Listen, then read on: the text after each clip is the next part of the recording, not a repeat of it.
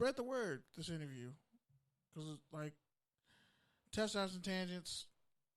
Hell, I don't even need to go on a necessarily toughness rant. I mean, you heard it straight from them. Like this is, and it's I went to Lawndale. This is kind of a big deal. I think about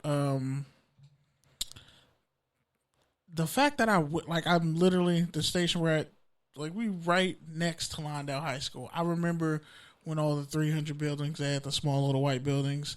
Everything was tiny and compact.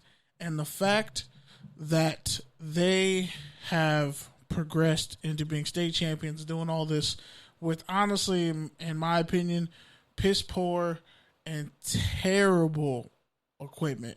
Like, I know for a fact, like, I know personally, I could go over there and look at some of those Kit Kat bags, and they are done.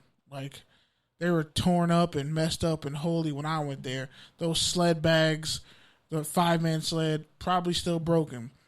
For a lot of you who listen to this podcast, this broadcast, this audio experience, whatever you see it as, whether it's something you just use to get through your day, you laugh at it. Kenny and Pete have really good chemistry. And for those of you who know, like, I'm serious when it comes to journalism and actually telling other people's stories that need to be heard, you know, comforting, afflicting the comfortable and all that. And this is a perfect example of grassroots community news of what's going on, things that are happening. Like, these are some of the things that Pete and I, we were thinking about when we started this podcast. You know, issues we wanted to tackle, things we wanted to cover, pardon the pun. The fact that you could have a high school that is winning a state title, putting all this young talent into the league, homegrown talent, dealing with all the issues of being in the inner city and all that, and coming from different places, and coming to Lawndale and making that school look great, and they don't even have football equipment. Like, my senior year, we couldn't even, like, we were at summer school at Hawthorne High because we could not, like, they were doing construction at the school, and we couldn't even use the weight room. Like, we were at Hawthorne High, and we had to use their weight room, their facilities, their weight room, which was much nicer than what we had.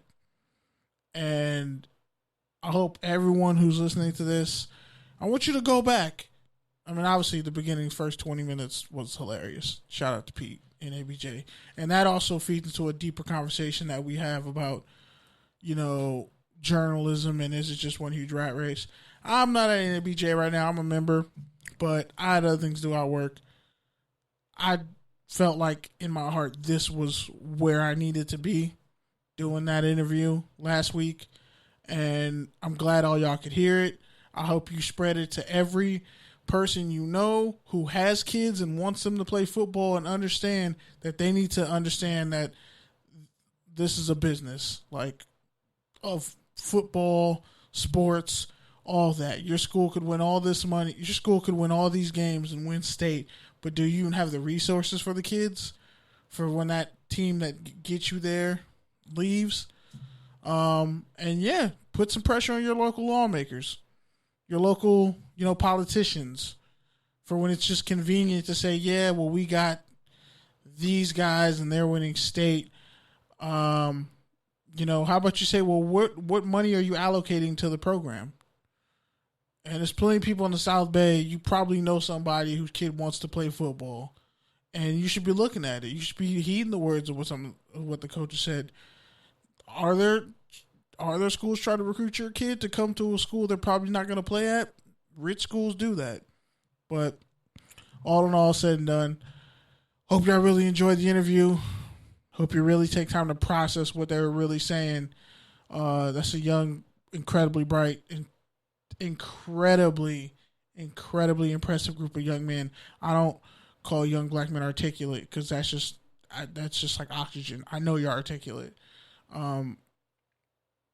But to hear these young men be so self-aware at a young age, that's impressive. And I hope you actually really do go out and support them. Their season's coming up. You know, support the seniors, support the kids coming after them and actually make some change.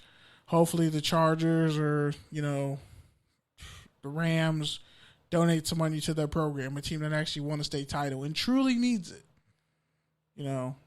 So anyways, this is Kenneth Berry.